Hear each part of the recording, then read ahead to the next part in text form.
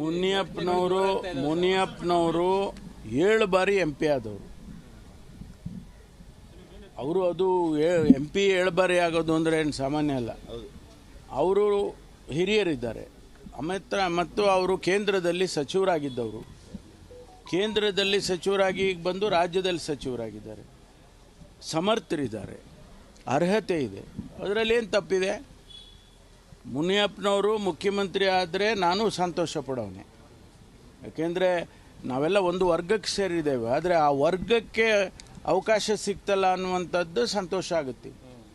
ಯಾವ ವರ್ಗ ತುಳಿತಕ್ಕೆ ಒಳಗಾಗಿತ್ತು ಆ ವರ್ಗಕ್ಕೆ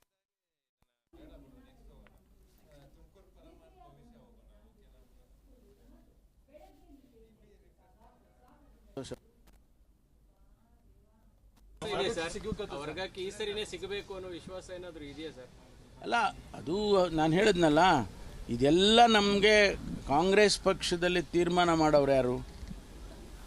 ನಿಮಗೂ ಗೊತ್ತಿದೆ.